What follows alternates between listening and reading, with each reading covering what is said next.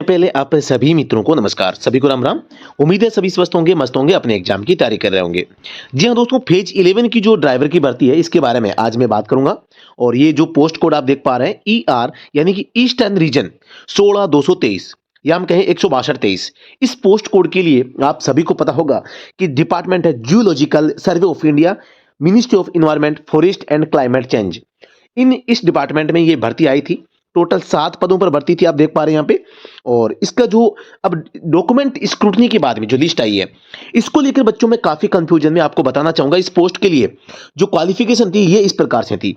आपके पास में driving licence होना चाहिए, पहली बात। तो दूसरी बात, आपको knowledge of motor mechanism, experience आपको 3 साल का होना चाहिए, वो भी लास्ट डेट से पहले पहले। और लास्ट डेट क्या थी आपको पता है, 27 मार्च थी। 10वीं पास आप होने चाहिए।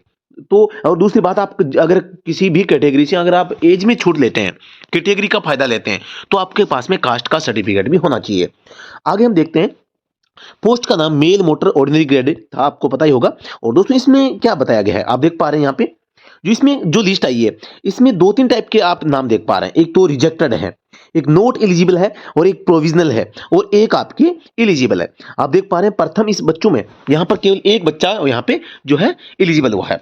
टोटल में बात करता हूँ यहाँ पर, ये जो टोटल लिस्ट है 192 लड़कों की लिस्ट है, जिसमें से सबसे पहले मैं बताना चाहूंगा 63 लड़के जो है यहाँ पर रिजेक्ट हुए हैं। 67 लड़के हैं नोट एलिजिबल है, और लगभग 13 लड़के प्रोविजनल हैं, और बाकी के जो जितने भी लड़के हैं 51 के आसपास जो लड़के हैं यहाँ पर एलिजिबल माने गए हैं।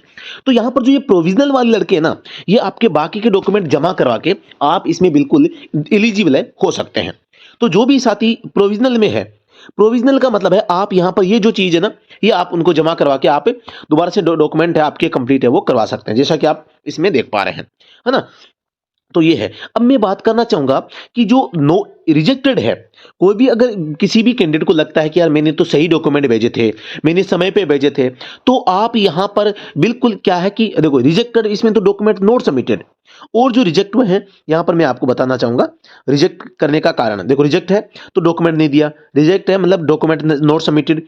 नॉट एलिजिबल का मतलब क्या है, अगर आपके भी रिजेक्टेड आ रहा है तो इसका मतलब है आपके डॉक्यूमेंट जमा नहीं हुए या लेट पहुंचे हैं। तो आप यहां पर आपको पता है जब स्पीड पोस्ट आपने किया है तो आपने ट्रैक किया होगा, अगर समय पर वो वहां पर डिलीवर दिखा रहा है तो आप इसको क्लेम कर सकते हैं। क्लेम करने का तरीका मैं अभी आपको बताऊंगा। दूसरी बात, आपको अगर नोट एलिजिबल बताया गया है और वो अगर कोई गलत तरीके से बताया गया है तो भी आप इसमें अपनी ग्रीवेंस है वो डाल सकते हैं। तो यहां पर आपको करना क्या है, जो एलिजिबल है उनको आपको आगे की तैयारी करनी है, जो प्रोविजनल है उनको ये जो डॉक्यूमेंट बताया गया है वो आपको जमा करवाना है। जो नोट एलिजिबल है आप क्लेम कर सकते हैं अगर आपको लगता है कि आपको गलत तरीके से यहां पे अगर रिजेक्ट किया गया है। तो यहां पर करना क्या है, यहां पर आप देख पा रहे होंगे पॉइंट नंबर 4 आप पढ़िए।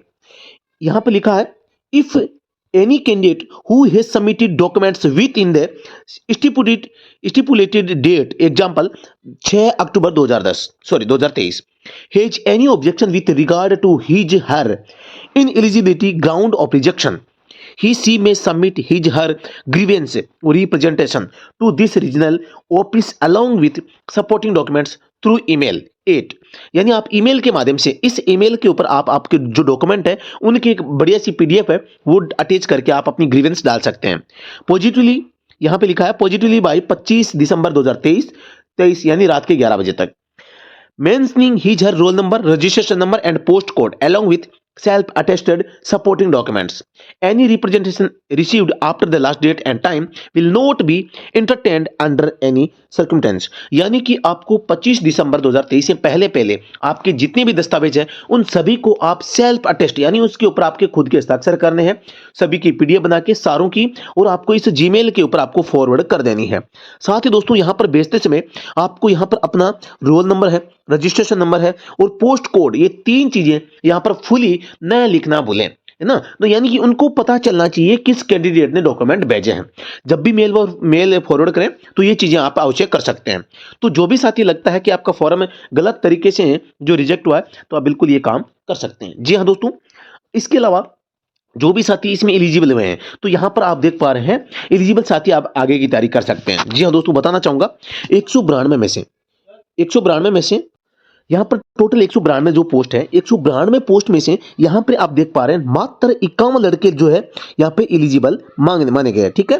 तो यानी कि बहुत ही कम रेशियो, लगभग आप मान सकते हैं कि 25% जो लड़के हैं केवल इसमें एलिजिबल हुए हैं। तो इसका मतलब है कि जो लड़के एलिजिबल हैं उनके सिलेक्शन की बहुत बड़ी संभावना यहाँ पर हो गई है, और जिनका स्कोर अच्छा है, थोड़ा सा अगर ठीक ठाक स्कोर है, तो उनकी तो बिल्कुल श्योरिटी है कि वो आराम से इसमें जॉब है वो लग जाएंगे। तो आपको लगातार बने रहना है और तैयारी आपको कंटिन्यूटी रखनी है, और अच्छी तैयारी करके जाएंगे तो बिल्कुल सिलेक्शन आपका होगा। और अच्छी तैयारी है, डॉक्यूमेंट आपने सबमिट कर दिए हैं, तो फिर आपको ज़्यादा यहाँ पर आपको आगे करने की आवश्यकता नहीं है। जो आगे का टेस्ट आपका जो ड्राइविंग टेस्ट होगा उसके लिए बस तैयार रहें, अपने आप को प्रिपेयर रखें, और अपने आप को इस फील्ड में जो ड्राइविंग स्किल टेस्ट होता है उसके संबंध में आप अपनी पूरी नॉलेज रखें। अगर आपने पहले कर रखा है तो कोई दिक्कत नहीं, एग्जाम डेट आने के बाद भी हो सकता है। अगर आपको बिल्कुल नहीं आ रही है गाड़ी, तो फिर आपको थोड़ा सा समय रहते आपको सीखना पड़ेगा। अगर गाड़ी आ रही है, गाड़ी चलाना जानते हैं, ऑप्टिकल के ऊपर अगर आपने 5-10 दिन अगर गाड़ी चला रखी है, फिर कोई ज्यादा बड़ी समस्या आपको नहीं होगी। इतना हार्ड कोई टेस्ट नहीं होता, टेस्ट मैन्युअली वही बस एट ऑप्टिकल है, एच है, जिग जेग हो गया, एल हो गया, टी हो गया, इस टाइप के ऑप्टिकल अगर आपको आते हैं तो आप जब आपका टेस्ट होगा तो वहां पर आप इसको पास कर सकते हैं। तो जो जैसे ही कोई नई अपडेट आएगी तो हम तुरंत आपको अपडेट दे देंगे, और एमईएस ड्राइवर भर्ती को लेकर भी जल्द ही अपडेट आपकी जो लिस्ट है वो आने वाली है। तो जी हाँ दोस्तों, उम्मीद करता हूं कि ये जानकारी आपको समझ में आई होगी। तो आप भी ये जो है आप रिप्रेजेंटेशन 25 दिसंबर से पहले कर सकते हैं। जी हाँ दोस्तों, नमस्कार, थैंक यू सो मच।